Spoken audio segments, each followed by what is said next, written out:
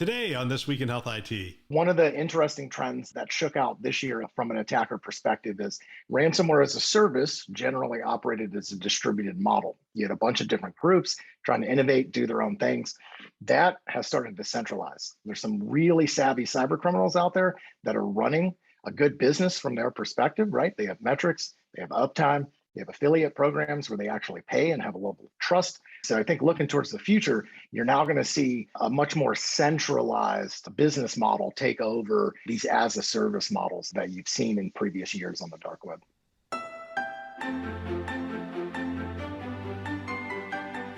It's Newsday. My name is Bill Russell. I'm a former CIO for a 16-hospital system and creator of This Week in Health IT, a channel dedicated to keeping health IT staff current and engaged. Special thanks to Sirius Healthcare, Health Lyrics, and Worldwide Technology, who are our Newsday show sponsors, for investing in our mission to develop the next generation of health IT leaders. Before we begin, I want to share an exciting announcement for This Week in Health IT. Starting in 2022, we're going to have 4 channels to bring our community more specialized content for your specific needs. The 4 channels are News, Community, Conference, and the Academy.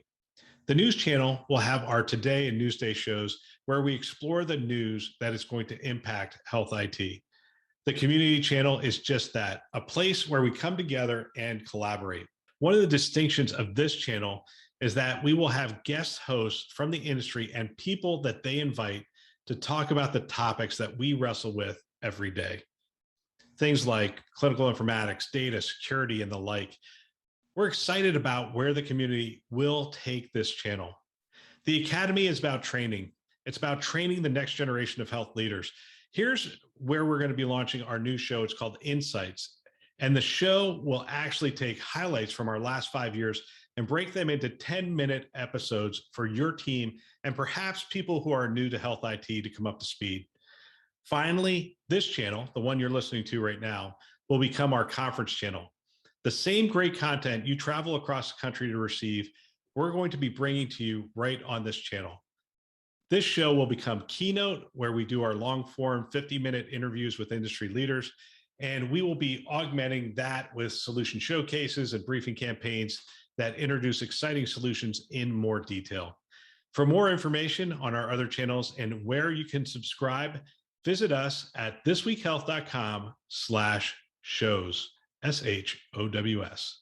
Now, on to the show. All right, it's Newsday, and today we have Rick McElroy, Principal Cybersecurity Strategist for VMware Carbon Black, who is joining us for the first time. Rick, welcome to the show. Yeah, thanks for having me. This will be fun. This is the first time we've ever met, and it's the first time the audience is hearing from you. So give us a little background, and we'll go from there. Yeah, I've been doing information security for about almost 25 years now. So I started off in the 90s after I transitioned out of the Marine Corps, predominantly focused on offensive testing. So did that for a bunch of commercial companies, went over to Booz Allen, did that at the Department of Defense. And what I figured out on that journey is it's way too easy. We get in 100% of the time, and there weren't enough resources dedicated to the defensive side of the problem. So from there, I started building security programs, leading those, worked up to become a CISO, and am now focused on healthcare as a sector with security at VMware. They really do get in 100% of this is the unspoken thing that goes on. Every time we had an internal audit and they said, all right, we're going to do some kind of penetration testing, or we're going to do some sort of attack, simulated attack, come in onto your system, they always got in. And we were spending millions every year on cybersecurity, and they always got in. Are they just smarter, or are we just not putting money in the right spots? I think it's a combination of both, right? So I mean, on the innovation and smartness scale, of course, you have, cyber warfare, which is occurring, which is really driving innovation in spaces and blind spots, right? So, they're developing tools that current technologies can't see. That's going to continue to escalate, which fuels some of the problem. And then I do think, by and large, it's very hard for us, especially inside of healthcare, to be tactical about how we use and deploy technology. And so largely buying technology takes a little bit longer, implementing technology takes a little bit longer. And then, of course, doing the maintenance phase does as well, all with the right purpose in mind, by the way, which is patient safety and, driving those better outcomes. But that's the reality of what folks who are defending, healthcare entities have to deal with. I'm going to ask you to give you a little picture of, we're going to look at the year behind us and look at the year forward. from a cybersecurity standpoint. And we're going to get off cybersecurity pretty quick here. We're going to look at the VA, their EHR implementation and what the legislature's asking questions. We're going to talk about the nature of work and how that's changed. And we're also going to look at the Google partnership at Mayo are the three stories I think we're going to cover. But I want to look back on the year that was cybersecurity. We had the Scripps breach, but that wasn't the only one. We had several breaches. I don't know if it was SolarWinds in this calendar year, or was that the previous calendar? Technically started in the previous year. It was about 6 months prior to actually launching the attack. We had that. We had an Azure vulnerability. I mean, there's a fair number of vulnerabilities this year. As you look back on 2021, what's your assessment of 2021, and what do you think we're going to take from it? Yeah, I think, if I was going to put everything in a nutshell that the attackers were doing, they're attempting to skate upstream of our supply system, right? So they're going after the manufacturers of technology, the binaries that are produced that all of us use, whether that's on a mobile device or inside of an environment to drive those patient outcomes. And so I think the big takeaway is we have to really start to look at how we're securing our entire digital supply chain. I think the pandemic has highlighted some of those issues in the physical world. And these two attacks, in particular, SolarWinds and Cassia, I think highlight the same need for better than just a supplier evaluation, which is typically what we're all doing. You mean that 25-page document that I had to fill out? Yeah, just to do a podcast with us, right? Just yeah. Yes. And look, there is some good news, right? So also, because I like to track the good news as well. A lot of movements out of nation states, right? I think finally we're starting to take this serious, at least speaking about the United States, we're taking some significant efforts. There's a lot of funding coming around to modernize what we're doing from a cyber perspective. And I think all that will be helpful. All that being said, it's going to be a long road and it's going to take us a while to get there. And so I think looking towards next year, look, one of the interesting trends that shook out this year from an attacker perspective is ransomware as a service generally operated as a distributed model. You had a bunch of different groups trying to innovate, do their own things. That has started to centralize. There's some really savvy cyber criminals out there that are running a good business from their perspective, right? They have metrics, they have uptime, they have affiliate programs where they actually pay and have a level of trust. So I think looking towards the future, you're now going to see a much more centralized business model take over, these as a service models that you've seen in previous years on the dark web. Wow. So we're looking at some challenging times even into next year. This is one of those things that it is vigilance, it is continuing increased sophistication over time. And we're just going to have to get sophisticated on the other side as well. Yeah. Is there any way we can work better together? It seems like the cyber criminals are starting to work together, or can we work better together? Yeah, absolutely. I mean, look, I talk to Earl over at the Health ISAC all the time. In fact, we'll be issuing our annual healthcare survey. The ISAC is participating in that. But I think one of the areas that we could really stand to modernize is around how we're doing threat intelligence and that real-time sharing, especially inside of healthcare, right? A lot of these same actors are targeting, other healthcare entities. They're using a lot of the same techniques, tactics, and procedures. And so I do think as you look at some of the ramifications coming out of the new executive order, the direction that DHS and CISA has taken on critical infrastructure, I think healthcare generally, people are considering, part of that as well. Yeah, so lots of movement. I think there is some good news, but we're going to have to look on the back end of all of that about how we're doing this exchange in real time and ensuring that, patient information isn't being transmitted as part of those workflows and that type of thing. But I think I'm looking forward to what comes out of that because I think it'll benefit everybody in the sector. All right, let's take a look at these three stories. I will be honest with you. The first one it gives me some flashbacks to the EHR implementation that I did. And it also gives me flashbacks to some of the conversations I had with various constituents as we were doing the implementation, but we'll go ahead and wade into it. So representatives from the VA faced concerns from legislators this past week around patient safety issues associated with the agency's Cerner Electronic Health Record Modernization Initiative. At the end of the day, the whole undertaking is about improving patient care, said Representative Debbie Wasserman Schultz, Democrat from Florida, in a House Appropriations, Military Construction, Veterans Affairs, and Related Agencies Subcommittee. Wow, man, they can name a subcommittee, can't they? Yeah, they can. So there was a hearing. So Wasserman Schultz, I know that the VA's first rolled out its new EHR. It took place 1 year ago this month at the Mann Grandstaff VA Medical Center, which we've talked about on the show in Spokane, Washington. The VA had initially planned to go live at 11 sites by the end of 2021. At this point, the VA is more than 1 year behind its initial schedule. said Wasserman Schultz. She cited complaints from staff and local legislatures, particularly those about patient safety issues. While there have been no reports of patient harm, thank God, at Mayo Grant staff, this is not a concern to be taken lightly, she said. Let's see, she goes on. She goes on a little bit of a rant here. So Wasserman Schultz also flagged issues around funding, including findings at the Office of Inspector General, OIG, that the estimates of the project costs had fallen short by billions. She called the revised estimate timeline problematic. Let's see, VA Deputy Secretary Donald Remy took a determined stance, ensuring legislatures that he was taking responsibility for the progress. The success or failure of the program boils down to a partnership, he said. Our handling of the EHRM to date has failed to live up to the program's promise for our veterans and our providers. He continued, regardless of what happened before and regardless of how long I've been here, I'm here now, and I promise I'll be accountable to you and collaborate.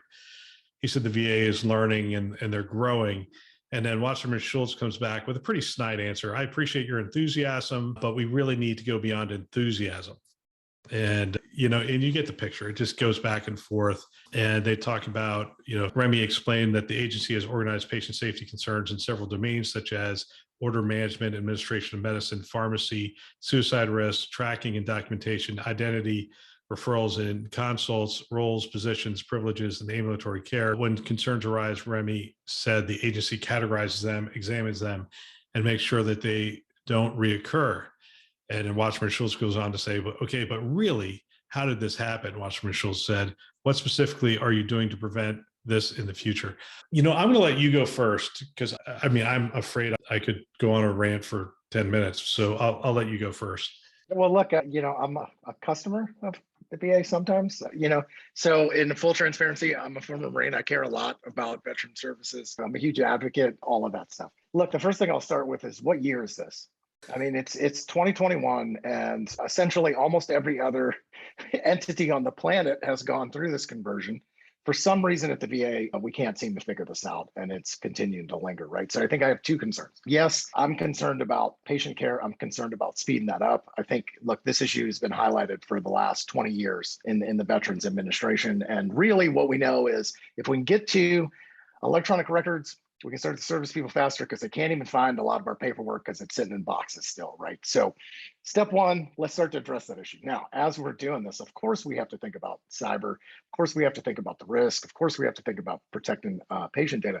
But the one thing the VA should be able to benefit from is the last 30 years of innovation in healthcare, specifically around how to do this in a secure fashion. And yes, to your point, we still have things that occur inside of healthcare.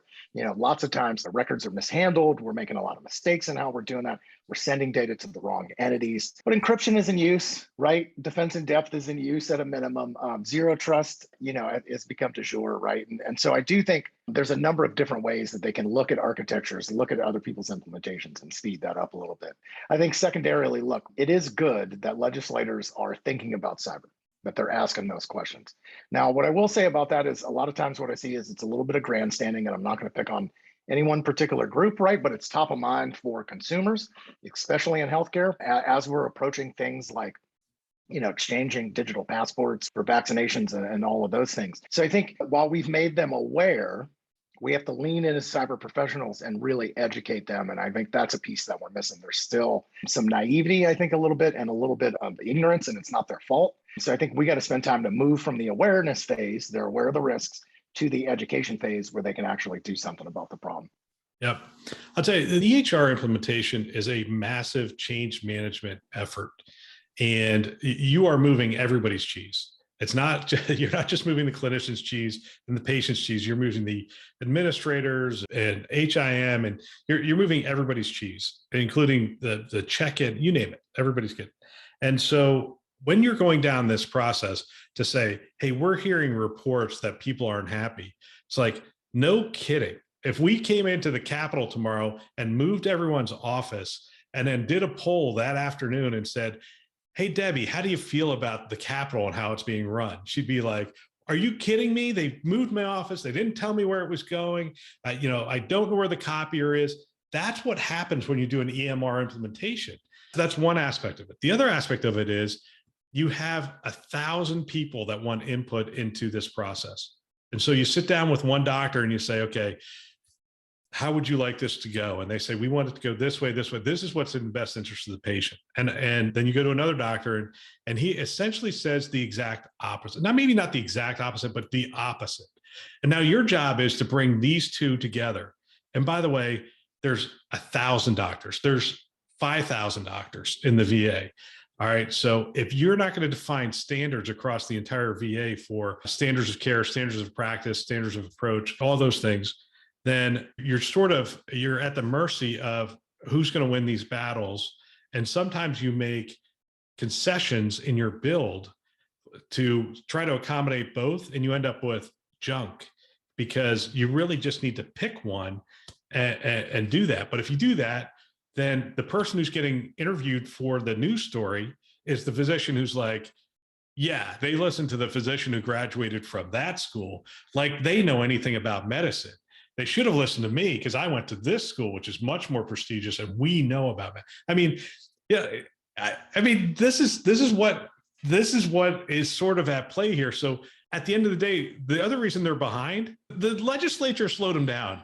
They stopped them. They said, look, we've got to get to the bottom of every one of these issues before you move on. So they stopped them for 6 months. And now they're like, hey, you're behind.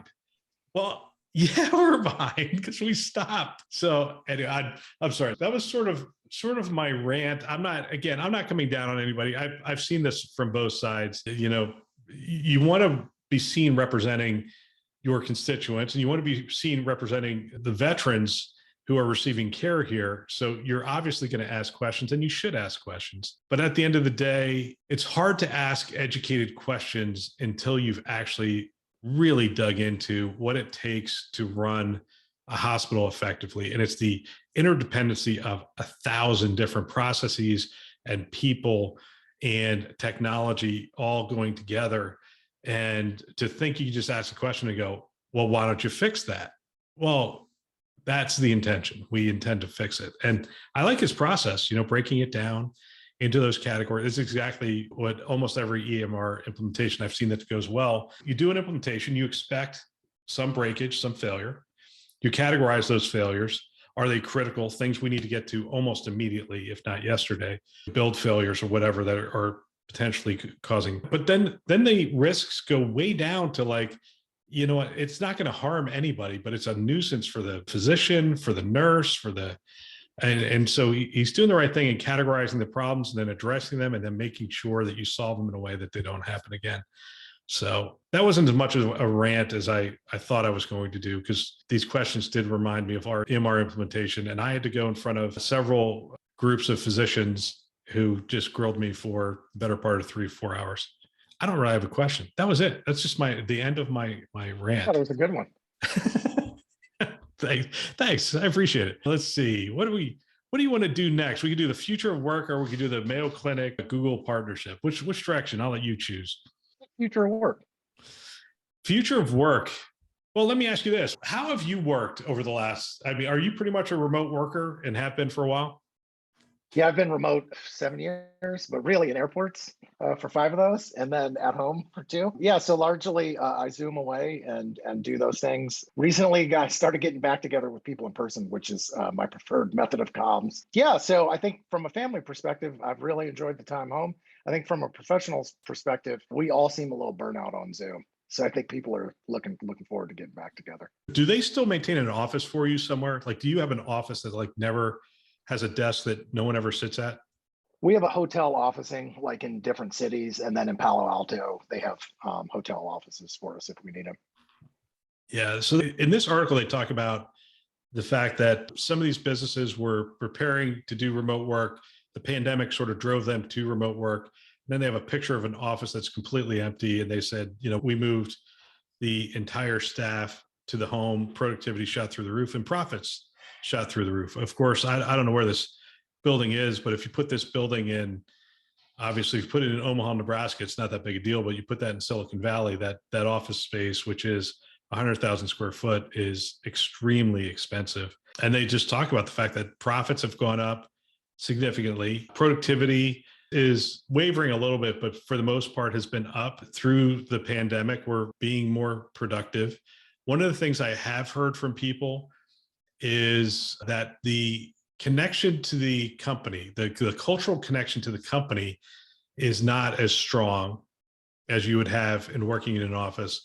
And what they're finding is they're losing employees after like 2 phone calls from a recruiter because they're like, oh, so let me get this straight. You're just going to ship me a different computer. I'm going to sit in front of this machine and I'm going to do the same job for somebody else. And you're going to give me a 10% pay increase. Yes. All right. Yeah, good. Let's go ahead and do this. I mean, I don't know anybody I work for anyway. So that's starting to happen. And that's a concern. You know, it's very difficult to build a culture. I mean, have you seen people build culture remotely well? That's an interesting question. I mean, I've certainly had a lot of conversations around teams that have pivoted and tried to keep that culture, right? Who felt like they had a strong culture. I think speaking of VMware as a company, right? And then our own experience with that. So we were an external entity. We happened to be aligned on a lot of cultural values with VMware when we were acquired. We got acquired 4 months before the pandemic hit, 4 or 5 months, right? So a couple of big changes to who we are, to the market, big changes to all of those things. And then of course the world changes around us. And so I think we've put some stuff in place to try to keep the culture, right?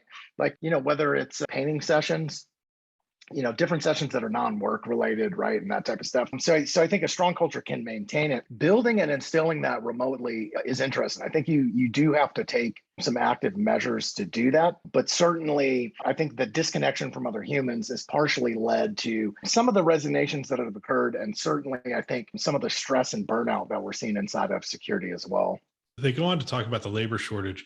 I assume in the space that you're in, you're seeing the labor shortage. Oh yeah, globally. And again, it depends on the market, but looking at ourselves, we've put programs in place. We have university educations looking across the globe. Folks like Australia, they have a small population anyway. So they're importing a lot of their cyber talent, the UK the same way. So I think there's a lot of initiatives globally to grow, our own cyber professionals and get those in. And then certainly I think the US government has recognized that as well. You see grant money coming to underserved communities to try to get them into cyber. Lots of programs to transition veterans who are maybe in some other roles inside of the military and bring those folks in. And then of course, I think wider campaigns to look everywhere for anybody that's interested in learning some stuff and contributing to the problem, because recruiting's still taking too long, and then of course retaining our people is very hard right now because the pay scales have gone to the roof. So to your point, very easy if I'm just switching a 4x4 square on a laptop to another 4x4 square at another company with another logo, and so I think all of that stuff has created a little bit of soup of why some of the employees are leaving, and then why retention numbers are down too. I just heard of a company. They just had a call with their employees and they essentially said, look, this is not a pay increase. We are doing a cost adjustment based on inflation numbers. And I think they're giving everybody like a 5 to 7% pay increase just for inflation. It's like, look, we understand that gas costs more and that homes have gone through the roof and those kind of things. We're going to give you, it was almost like an unsolicited, it's actually out of cycle. Normally every year they do a cycle. And I guess the uptick in inflation has been so great, and the concern of losing people has been so great that they're saying, look, we want to stay ahead of this thing. And oh, by the way, we will come back in 6 months when we normally in cycle and we will evaluate pay. But for right now, we just wanted to, we recognize that there's a significant inflation going on for salaries and inflation in the market. There really is. This battle for labor is pretty interesting. The numbers I keep citing: 5 million people left the workforce during the pandemic. 3 million women left the workforce during the pandemic. We have baby boomers retiring at a record number. And, people are like, hey, where did this labor shortage come from? Well, we just took 5 million people out, including 3 million women. And I don't know the exact number of baby boomers that are retiring, but I have heard of doctors essentially saying, look, I mean, I'll come back after the pandemic. I'm going to hang it up for the next 2 years. Pandemic's done. I'll come back to practicing after that. I know that to some of our clinical listeners, they're like, oh, that's awful. But to others, they're like, man, I wish I could do that, because this has been a ridiculously hard time to practice medicine over the last 2 years. So this battle for labor, I think, is going to continue and cause us to be incredibly creative definitely going into next year. Talk to me a little bit about cybersecurity. It's interesting the number of cybersecurity professionals that I run into that are former military. Is that because they were ahead of the game here, or the college and universities don't really pump out that many cybersecurity professionals just yet? A little bit, right? So I kind of predate cyber. I don't want to say I predate cyber because information You, assurance has you been were a thing protecting for a the long punch time. cards back in the But day. yeah, there just wasn't a lot of us going into the field. But I think a couple of things. If you look at the talent that the Department of Defense has brought to bear on the problem through things like Cybercom, the NSA, of course the intelligence agencies, they were at the forefront of things like threat hunting. Right. So now a common practice amongst security teams, if you rewind the tape 10 years ago, no one even knew what that was. Gathering data and then actively looking for an adversary inside of your environment. And so I think a lot of that talent, for a number of different reasons, whether it was pay scales, those are a lot of times high burnout, as well as you can imagine when national security is on the line, came over to, the commercial sector and sort of provided, I think, a lot of the thought leadership that you now see, and a lot of the stratagems that you now see as well. Even moving towards something like zero trust, I would point to that coming out of, the NSA and other folks like that as well. And so I think secondarily, I would say in some ways, the transition into cyber is a lot easier because the language remains the same. If I say to someone in the military, red team, they know exactly that that's the adversary or an adversary emulation. I mean, if you say blue team, they know what that means. So even if they're not in a cyber field, at least in the Marine Corps, we speak a lot of those same languages. And so I think it was easier to transition over. And then, of course, we're gluttons for punishment, right? And so I think a lot of the same mentality and mindset, the adaptability, the ability to learn on the fly, to have a lot of different data sources coming at you and then have to make a coherent decision. Those types of things, I think people just get practice in the military. And so that's why you see so many of us, I think. All right. Well, let's head over to our last story. Our last story is Mayo Clinic CIO. So they talked to Chris Ross, who's been a guest on the show, about the Google partnership. And he talks about how the Google partnership will transform healthcare. Just on the surface there, doesn't that make sense to you that one of the best companies with handling and managing data in the world, with developing machine learning and AI and algorithms, would benefit healthcare? Yes. Yeah. Just simply, I'm going to just, yes. But it's interesting because there's been so many missteps with big tech in healthcare that a lot of times they don't understand healthcare, but they do understand data. And so the question is, why can't we get them to do more with data? And so Mayo Clinic has partnered with them, and he talks about why did they choose them, and he said, we're essentially looking for a partner who believed in their vision for how to cure, connect, and transform healthcare so people get the care they expect and deserve. And after detailed process, the team chose Google based on its talent and technology, as well as our shared vision for the future of healthcare. Google focuses on innovation and commitment to excellence.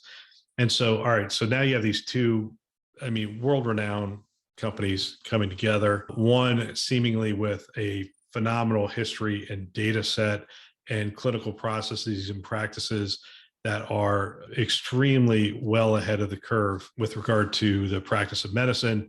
And you have the company with their data and their skills to back it up. So he asked them, if you could distill Mayo Clinic's partnership with Google down to one main goal, what would it be? This partnership will change how care is delivered and will help us grow as a healthcare organization. So they ask him for examples. He says the first stage in our partnership is to build Mayo Clinic Cloud, the Google Cloud, on the Google Cloud platform. In partnership with them, we have begun to populate Mayo Clinic Cloud with the data and have constructed an AI factory, which is being used by nearly 200 teams to advance scientific discoveries with AI tools. We expect that we will see many new algorithms to improve care coming from the AI factory.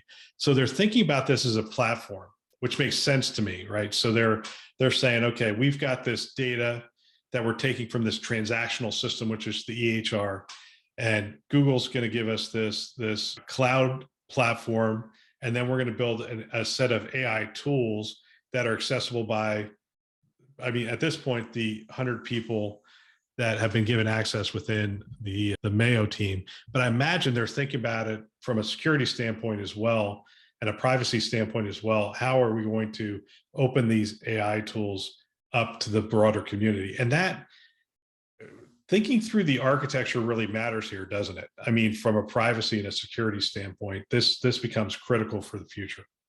It's crucial. And look, my technologist hat says this is really cool. And I bet you there's a bunch of things we don't even know we're going to be able to see from those data sets and bring an AI to bear on it. My security hacker hat goes, oof, this is pretty risky. However, that being said, right, who pioneered zero trust from a commercial perspective and published those first white papers?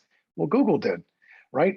Who brought Chronicle and backstory to market, right? The ability to look at disparate security events and actually make sense of them, right? So look, well, I think we all have challenges in that area. It's like, as long as it's being discussed as part of the outcomes, right? Privacy and security, as long as that's built in, from the design phase, I think it'll be in good hands. And certainly, I think that model is better than shipping that data all over the place to a bunch of different clouds to try to secure and use different control frameworks for all of it and expect that that's going to work as well. And so I know, decentralized versus centralized security, all of those things, but it's like, if I can actually secure that ecosystem from a ground up perspective, and I think there's a good chance of doing that today, I'm going to take that risk as a CIO on the Mayo side, and I'm going to back Google on it. Yeah, so here's another Chris Ross quote here. So Mayo Clinic Cloud includes a repository of de-identified longitudinal patient records, which have been constructed with Google and our partner Inference Mayo Clinic platform. Discover product line provides access to these high quality, comprehensive, longitudinal de-identified patient data that few in the industry can offer. The Mayo Clinic platform's principal partner Inference is already using the data with life science companies in drug discovery. I heard John Halapka talk about this platform. It was really interesting. He said he could have a third party provide them an algorithm. And what will happen is the algorithm, and think of it as in a container, the algorithm will be able to run against the information in the container, but essentially there's a point of abstraction here where they never actually get access to the data itself. So although they're going to get is the results back, they never actually access the data. Even though it's de-identified data, they've taken another step to say, you know what, there's no just going in there and doing a, find all and looking at the data and trying to figure things out. It literally is the algorithms go into this container, run, and give the data back. And this is, I'm wondering if, I know that a lot of the cybersecurity issues for us are man-made. So it's human error ends up being a significant portion of them, phishing attacks, those kind of things, misconfigurations and whatnot. But I'm wondering how much of it is architectural related, because I'm not surprised that ransomware attacks are happening. I'm surprised how they can go longitudinally across the entire network and shut things down, because, good architecture contains that. Or am I being sort of Pollyanna here that's how we can contain this? Oh, absolutely. I mean, look, the technology exists to do it. Process exists to do it. Companies thwart ransomware attacks on a daily basis and don't get hit. Some do. And so to your point, are there fundamental architecture? Yeah, absolutely. I mean, and I hope no one in the audience takes offense at this. It's just the way I speak. I think also some lazy engineers and some lazy administrators out there that take the path of least resistance. Maybe it's your dev team that developed a new application and for some reason it won't work because the network's not open enough. So instead of taking a pinhole approach, we sort of take a, magnify and open the whole thing up, right? And I look, I've done it when I ran network devices as part of, the pressure from other teams to do it. Most shops have experienced that, right? And so I do think, back to the human component, I think, look, architecting it by design so that humans can't actually access it, like that's a much better model. Right? Because even if an attacker subverts the human that has access to the transmutated data that's non-production anyway, or somehow got access to the results of that data analysis, well, they still don't have access to the data themselves because the humans don't. That's a much better way to architect a solution for misuse in mind, which I think is something that we missed during the application design phase. We design for use cases, but we don't bring somebody in to really think about, what happens when an attacker hits that button 50 times. What happens when they do something it's not intended to do? So I think planning for those misuse cases are a good way to build security into whatever you're developing. Well, Rick, I appreciate your time. Appreciate you sharing your expertise with us. It's always a pleasure to sit down. I love the black background, black shirt, black coat. It makes me happy that you're on the good guy side and not the bad guy side. Yeah, because you sort of have a matrix feel to you when I'm looking at you. I'm a little afraid, actually. That's perfect. Just a little, and then I smile and make jokes. And then yeah, exactly. I'll tell you, it's not an exaggeration. Every time I was CIO and I had a conversation with somebody, they said, we're bringing in our expert. This is a former NSA person. And then they'd like put me in the room, they'd close the door, and then they'd tell me stories, and then they'd walk out. I'd be crying with my hands in my, I'd just be like, I don't know what to do. I think it's why they brought that person from the NSA in, was to just make me realize it's like, okay, I need you. What can we do? I mean, it's because the story. I mean, there's stories that we hear, and then there's stories that we don't hear, and you just sort of shake your head like, wow, there are so many ways into our network. And we have to, and I remember the day that they looked at me and said, your thought process is wrong. Your thought process needs to be, they're already on your network. So once you start thinking they're already on your network, you'll start designing correctly instead of trying to keep them off your network. Okay, now that they're on your network, what do you need to know? I'm like, oh, I need to know what they're doing. I need to know if they're moving data. I need to know, they're like, yeah, now you're asking the right questions, because this whole idea of we're going to build a castle, keep them out, that's kind of archaic at this point. They're going to find a way in. Yep. Well, I think you got some good advice. Yeah. Well, hey, thank you again for your time. Really appreciate it, and look forward to catching up again next year. What a great discussion. If you know of someone that might benefit from our channel, from these kinds of discussions, please forward them a note. Perhaps your team, your staff. I know if I were a CIO today, I would have every one of my team members listening to this show. It's conference level value every week. They can subscribe on our website, thisweekhealth.com, or they can go wherever you listen to podcasts, Apple, Google, Overcast, which is what I use, Spotify, Stitcher, you name it, we're out there. They can find us.